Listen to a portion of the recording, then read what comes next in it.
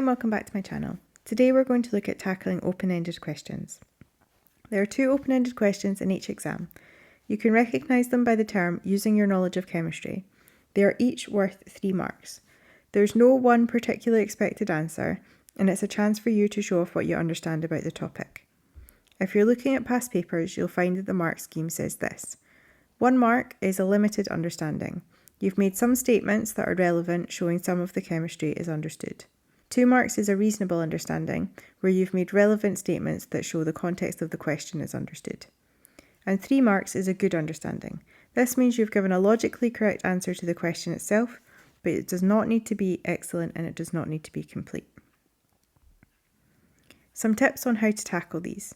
First of all, try to identify the unit and the topic the question is related to so you can narrow down what information to include. The question itself is about chemistry, so include things like diagrams of experiments, formulae, equations, structures, and calculations. You can write in sentences or you can write in bullet points. And you can go into a lot of detail on one area or you could touch on a lot of different parts. To get the 3 marks, you need to actually answer the question at hand, not just write everything that you know about the topic. The question is only worth 3 marks, so it shouldn't take you more than 5 minutes.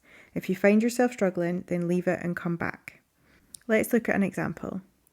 A student wanted to determine the composition and purity of the bright green crystals of potassium trioxylattoferrate 3 that they had prepared. Using your knowledge of chemistry, discuss techniques that the student could use to determine the composition and purity of the crystals. So you've been given the formula here for the crystals, and we need to have a look at ways that we could determine the composition. So one of the ways that you could determine the composition would be to do elemental analysis. This would allow you to get the empirical formula, which you could work out and show how you would work that out. In terms of looking at the purity of the crystals, you could do things like TLC, where you would expect to have 1 spot, or you could look at melting point and mixed melting point if you had a pure sample available to compare to. As these crystals are bright green, you could also look at colorimetry or UV vis if you had specific wavelengths that you were perhaps able to look out for within the spectra. Pause the video now and try this question.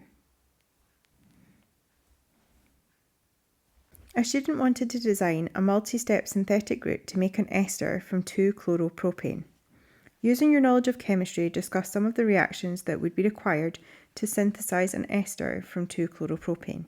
Here we could start by having a look at the general requirements for making an ester. So to make an ester, we usually have an alcohol and a carboxylic acid.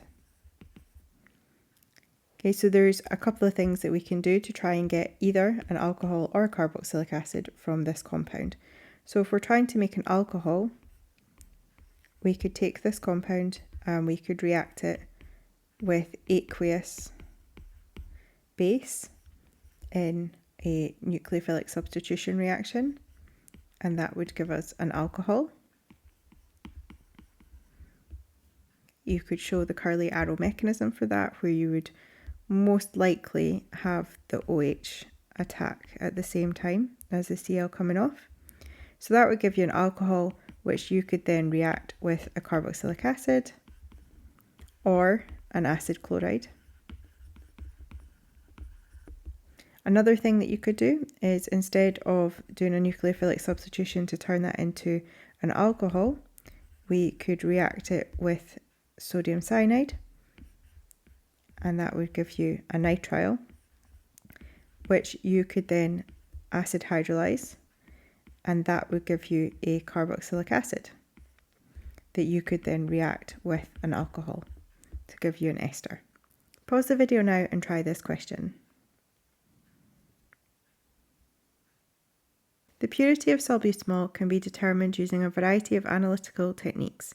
Using your knowledge of chemistry, discuss how analytical techniques could be used to determine the purity of salbutamol. So things that you could talk about. You could talk about elemental analysis. and empirical formula. You could talk about TLC, melting point, and mixed melting point.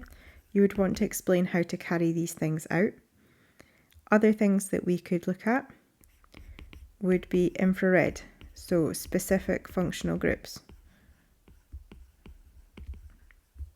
Could help you with purity. So if you're only expecting OH groups, a benzene ring, and an NH group, that should be all that you should find in your IR. You could look at mass spec, and you could mention specific fragments, the molecular ion mass that you would expect to have. You could also talk about NMR. So you could talk about number of peaks that you would expect, relative intensity of each, location. You could also talk about the splitting that you would expect for each of the peaks, so the M+1 rule. You could even try and draw out what that might look like. Pause the video now and try this question. The action of pH indicators and buffer solutions involves the chemistry of acids and bases. Using your knowledge of chemistry, discuss the role of acids and bases in pH indicators and buffer solutions. For this question, I think it's probably best just to split this into the two aspects. So we have pH indicators and we have buffers. You could start with a definition. So pH indicators are weak acids that have different colours for the acid and their conjugate base.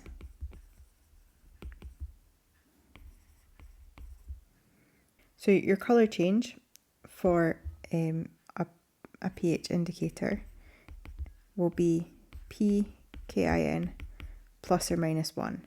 So this means that you've got a range of 3 pH where you'll see the colour change between the different colours. Buffers, we can define buffers. So the ones that we look at in advanced higher are weak acids with a salt of the weak acid. So for example, you could have sodium ethanoate and ethanoic acid. You could then show the equation that we use to calculate the pH of a buffer, which is the pKa of the acid minus the log to the base 10 of the concentration of the acid divided by the concentration of the salt. You could then also go on to talk about how buffers work. So if you add a small volume of acid, then this will react with the salt. If you add a small volume of alkali, it will react with the acid. And if you add water, it will dilute all of it by the same amount. So you keep the proportion of acid and salt the same every time. Thank you for watching my video. I hope that you found it helpful. Please remember to subscribe and ring the bell to be notified of new videos. You can also follow me on Instagram, Miss Adams Chemistry, and TikTok, Miss Adams Chem, for flashcards and short videos. Bye for now.